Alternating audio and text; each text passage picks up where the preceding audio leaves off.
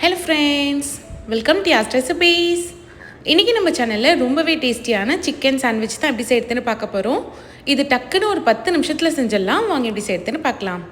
அது செய்ய நான் இன்றைக்கி 1/2 கிலோ போன்லெஸ் சிக்கன் எடுத்திருக்கேன். இது ப்ரெஷர் குக்கரில் வச்சு கொஞ்சமாக உப்பு சேர்த்து ஒரே ஒரு விசில் வச்சு எடுத்துக்கோங்க. வெந்த சிக்கனை இந்த மாதிரி கையாலே உதிர்த்து விட்டுக்கலாம். இல்லைனா நீங்கள் இதை இட்லி பாத்திரத்தில் வச்சு ஒரு 10 நிமிஷம் வேக வச்சும் எடுத்துக்கலாம். இதுலேயே ஒரு கேரட்டை துருவிட்டு சேர்த்துக்கலாம்.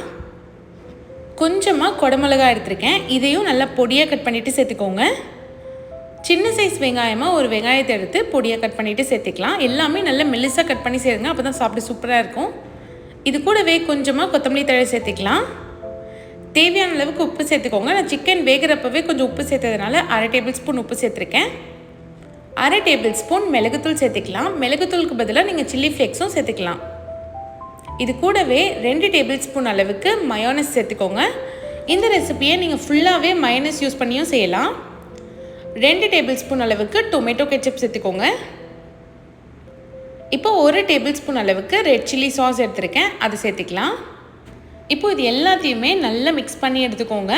இது கூடவே உங்களுக்கு வேறு ஏதாச்சும் காய்கறி வேணாலும் நீங்கள் சேர்த்துக்கலாம். ஸ்வீட் கார்ன், குக்கும்பர் அந்த மாதிரியும் சேர்த்துக்கலாம். இப்போ சிக்கனோட சாஸ் எல்லாமே ஒன்று சேர கலந்து வந்துருச்சு. இந்த கன்சிஸ்டன்சியில் இருக்கணும், அப்போ தான் ப்ரெட்டுக்குள்ளே வச்சு சாப்பிட்டு சூப்பராக இருக்கும். இப்போ தோசைக்கல் நல்லா சூடாகட்டும்.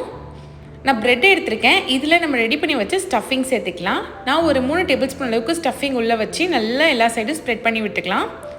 தோசைக்கல்லில் உங்களுக்கு வேணும்னா கொஞ்சமாக பட்டர் சேர்த்துக்கோங்க. இப்போ இதுக்கு மேலே இன்னொரு ப்ரெட் ஸ்லைஸ் சேர்த்துக்கலாம். இப்போது இதை 2 சைடும் நல்லா செவக்க விட்டு எடுத்துக்கோங்க. ஒரு 3 நிமிஷம் போல் ஆகிடுச்சு. இதை நான் திருப்பி போட்டுடுறேன். பாருங்கள் எந்த அளவுக்கு கலர் மாதிரி வந்திருக்குன்னு. அவ்வளோதான், சூப்பரான சிக்கன் சாண்ட்விச் ரெடி ஆகிடுச்சு. இதே மாதிரி மீதி இருக்க சிக்கன் சாண்ட்விச்சும் ரெடி பண்ணி வச்சுக்கோங்க. இப்போ இதை நான் உங்களுக்கு கட் பண்ணி காமிக்கிறேன் பாருங்கள். இந்த சிக்கன் சாண்ட்விச்சை நீங்கள் ரெஸ்டாரண்ட்டில் சாப்பிட்ற டேஸ்ட் அப்படியே இருக்கும். குழந்தைங்கள்லாம் விரும்பி சாப்பிடுவாங்க. இது நீங்கள் கிட்ஸ் லஞ்ச் பாக்ஸ்க்கும் பேக் பண்ணி கொடுக்கலாம். கண்டிப்பாக ரெசிபியை ட்ரை பண்ணி பாருங்கள். மறக்காமல் நம்ம சேனலை சப்ஸ்கிரைப் பண்ணிவிடுங்க. தேங்க்ஸ் ஃபார் வாட்சிங்.